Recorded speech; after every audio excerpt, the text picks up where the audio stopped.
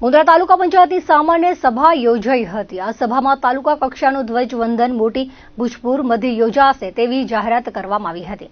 મુંદ્રા તાલુકાના નાના કપાયા ગામે પીએસસી બનાવવાની દરખાસ્ત માટે ઠરાવ થયો હતો। આ સભામાં મુંદ્રાથી બોરારા સુધીના માર્ગ અંગે જિલ્લા પંચાયત શિક્ષણ સમિતિના ચેરમેન વિરમ ગઢવીએ રજૂઆત કરી હતી। તાલુકા પંચાયતના વિપક્ષી નેતાએ લુણીથી શેખડિયાનો માર્ગ અને શાળાઓનો રસ્તો કેમ બનતો નથી એનું કારણ શું તેવા સવાલો કર્યા હતા। શહેરના 0 પોઈન્ટથી નાના કપાયા સુધીના ભંગાર રસ્તાની અને હાલ ચોમાસામાં મોટા ગાબડા પડી ગયા છે। ભુજ પરથી પ્રતાપર બોરાણા સુધીનો માર્ગ બિસ્માર હોવાનું જણાવ્યું હતું। તાલુકા પંચાયતના સભ્ય ચેતન આહિરે મોખાથી કુંદરોડીના ભંગાર માર્ગની રજૂઆત કરી હતી।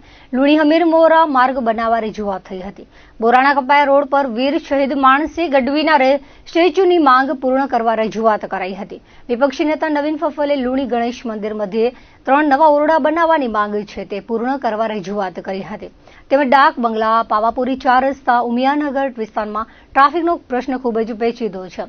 તેમજ તાલુકા પંચાયતના પ્રમુખ મહેપતસિંહ જાડેજાએ પશુમાં લંપી રોગની માહિતી મેળવતા પશુ ડોક્ટરોએ 36 ગામોના પ્રવાસ દરમિયાન નાના પશુઓમાં સામાન્ય લક્ષણો જોવા મળ્યા છે અને સતત રસીકરણ ચાલુ છે તેની માહિતી આપી હતી। મુંદ્રા તાલુકા પંચાયતમાં રાત્રિના ચોકીદાર નિમવા રજૂઆત કરાતા ઠરાવ કરાયો હતો।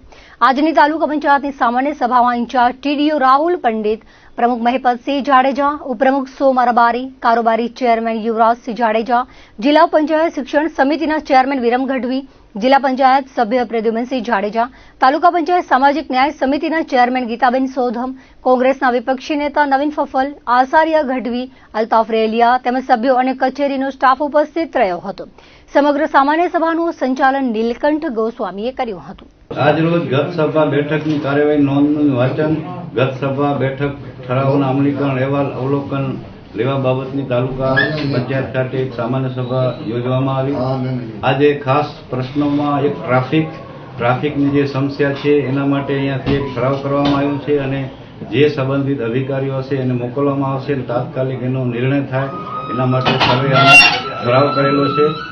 બીજું જે ગામોમાં વિકાસના કામો જે પેન્ડિંગ છે એના માટે પણ ચર્ચા થઈ કે શું એના માટે શું કારણે પેન્ડિંગ છે એ પણ જલ્દી પૂર્ણ થાય।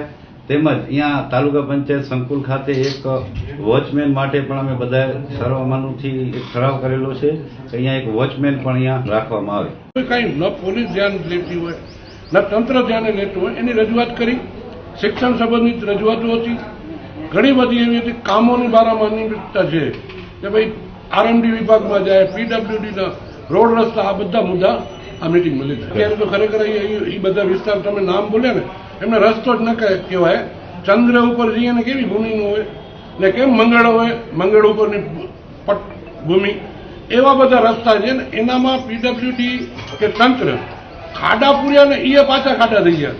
એટલે આ બધા રસ્તા વહેલી તકે બને અને પ્રજાને સુખનો સાધન મળી રહે। આજની મુંદ્રાની તાલુકા પંચાયતની સામાન્ય સભામાં મેન તો ગત મિટિંગની બહાલી અને એના આગળની મિટિંગનો કાર્યક્રમ હતો। ખાસ કોઈ એવો મુદ્દો નહોતો, પણ પ્રમુખ સ્થાનેથી જે મુદ્દા લેવામાં આવ્યા એમાં એક ટ્રાફિકની સમસ્યા અને એક આપણે દવાખાનું જે અહીંયાથી કપાયાથી 40,000ની વસ્તી છે એ કપાયા નાના કપાયાને પાછું દવાખાનું મળે એના માટેની દરખાસ્ત કરવામાં આવી।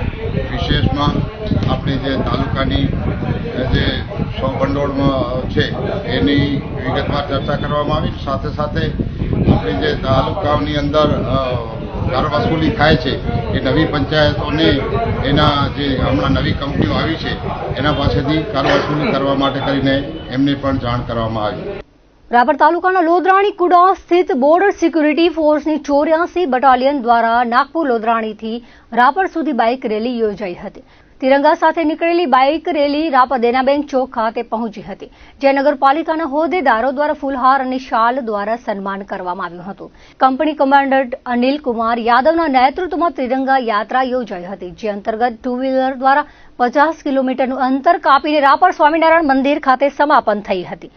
બાઇક રેલીમાં બાલાસર પીએસઆઈ સહિતનો સ્ટાફ જોડાયો હતો. સ્વામિનારાયણ મંદિર ખાતે રાપર પીઆઈ, પીએસઆઈ, સ્વામિનારાયણ મંદિરના સંતો, બીએસએફના અધિકારીઓ, જવાનો સહિતનું સન્માન કરાયું હતું.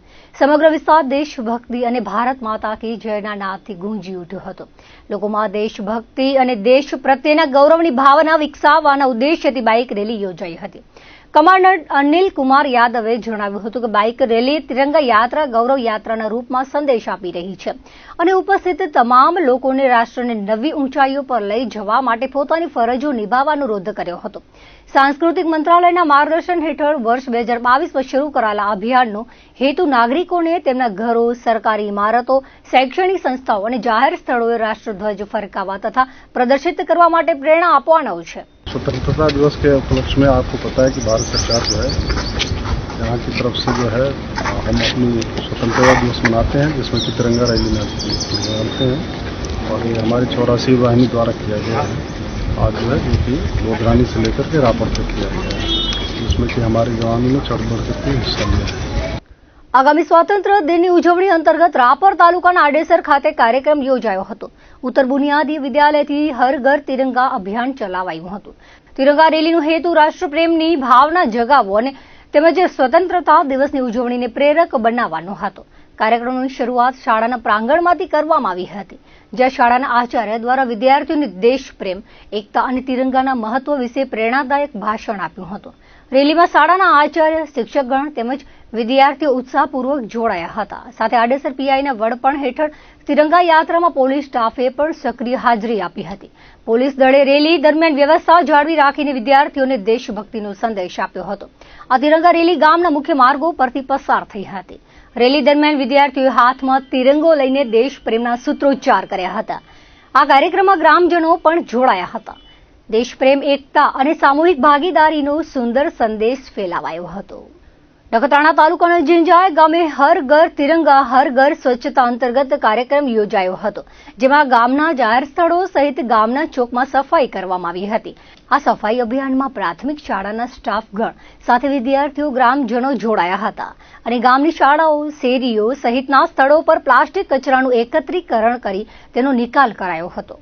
સ્વચ્છ ભારત મિશન અંતર્ગત હર ઘર તિરંગા હર ઘર સ્વચ્છતા આ થીમને આધારે અમે શાળા સ્ટાફ, શાળાના બાળકો બધાએ ભેગા મળી શાળાની ફરતે આસપાસનો વિસ્તાર, ગામના રસ્તાઓ, શેરીઓમાંથી નકામા પ્લાસ્ટિકને વીણી તેનો યોગ્ય નિકાલ કરવામાં આવ્યો. અમારા આ કાર્યમાં ગ્રામજનો પણ ઉત્સાહપૂર્વક જોડાયા અને અમારા આ કાર્યને સફળતા અપાવી. તેથી હું ગ્રામજનોનો પણ ખૂબ ખૂબ આભાર માનું છું. અંતમાં હું એટલું કહીશ કે પ્લાસ્ટિક એ પ્રકૃતિનો ધીમો ઘાતક શત્રુ છે. તેથી જેમ બને એમ પ્લાસ્ટિકનો ઉપયોગ ઓછો કરવો જોઈએ અને પ્લાસ્ટિક વેસ્ટ ના થાય તેનું આપણે સર્વે મળીને ધ્યાન રાખીશું. અમે આ બાબતે બાળકોને પણ ઘણું શીખવવામાં આવ્યું છે કે પ્લાસ્ટિકનો ઉપયોગ ઓછો કરો, પ્લાસ્ટિક વેસ્ટ ના થાય એનું ધ્યાન રાખો અને પ્લાસ્ટિકના કારણે જે નુકસાન થાય છે તે બાબતે પણ અમે વિગતે બાળકોને સમજાવ્યા છે અને ગ્રામજનો પણ અમારા આ કાર્યથી ખૂબ જ ખુશ છે અને અમે આવા કાર્યો સતત અમે સમયાંતરે કરતા રહીશું. મુન્દ્રા મરીન પોલીસના પ્રાંગણમાં મરીન પોલીસના સમસ્ત સ્ટાફના સહયોગથી ચૈતન્ય હનુમાનજીના મંદિરનો શાસ્ત્રોક્ત વિધિથી પ્રતિષ્ઠા મહોત્સવ યોજાયો હતો. આ પ્રસંગે મુન્દ્રા પોલીસ મથકના પીઆઈ પિયુષ રાડાના પિતા કરમળ રાડા પરિવાર મહોત્સવના યજમાન પદે રહ્યા હતા અને હવન વિધિનો લાભ લીધો હતો. આ પ્રસંગે મરીન પોલીસ મથકના પીઆઈ પિયુષ રાડાએ જણાવ્યું હતું કે દિનેશ શાસ્ત્રી શાસ્ત્રોક્ત વિધિથી પ્રતિષ્ઠા વિધિ કરાવી હતી. તેમજ આ ચૈતન્ય હનુમાન મંદિરની બાજુમાં Mundra police, Mundra marine police અને પ્રાગપર પોલીસ સ્ટાફના ક્વાર્ટર્સ બન્યા હોવાથી ચૈતન્ય હનુમાન મંદિરનો લાભ લઈ શકશે. આ પ્રસંગે ધ્વજારોહણ, મૂર્તિ પ્રતિષ્ઠા, હવન વિધિના કાર્યક્રમો યોજાયા હતા. બપોરે મુન્દ્રા મરીન પોલીસ મધ્યે Pragpar police, Mundra police, marine પોલીસના સ્ટાફે પરિવાર સાથે મહાપ્રસાદનો લાભ લીધો હતો. આ પ્રસંગે પ્રાગપર પીઆઈ ડીડી સિમ્પીએ ચૈતન્ય હનુમાનજીના દર્શનનો લાભ લીધો હતો. ભુજની પ્રતિભાશાળી વિદ્યાર્થીની અંતરા આનંદકુમાર ભટ્ટે સંસ્કૃત ગાયન સ્પર્ધામાં પ્રથમ સ્થાન મેળવી ભુજ શહેરનું નામ ગૌરવપૂર્વક રોશન કર્યું છે. ટાઉન હોલ ખાતે આયોજિત આ સ્પર્ધામાં અંતરાએ એક દંતાય વક્રતુંડાય જેવી સુમધુર કૃતિ રજૂ કરી હતી, જેને શ્રોતાઓ અને જજ મંડળે વિશેષ પ્રશંસા આપી હતી. આ સ્પર્ધાનું આયોજન સંસ્કૃત ભારતી સહિતની અગ્રણી સંસ્થાઓ દ્વારા કરવામાં આવ્યું હતું. કાર્યક્રમ દરમિયાન ભાગ્યેશ ઝા, સહિતના મહાનુભાવો દ્વારા પ્રેરણાદાયક માર્ગદર્શન આપવામાં આવ્યું હતું. વિજયી તરીકે અંતરાને સંસ્કૃત પ્રતિભા સ્મૃતિ ચિહ્ન તેમજ પ્રમાણપત્ર એનાયત કરવામાં આવ્યા હતા. અંતરા હાલમાં એસપી એકેડમી ભુજમાંથી સુગમ સંગીતનું જ્ઞાન પ્રાપ્ત કરી રહી છે. અંતરાના આ વિજયથી પરિવાર, શિક્ષક વર્ગ તેમજ ભુજના નાગરિકોમાં હર્ષ અને ગૌરવની લાગણી વ્યાપી ગઈ છે.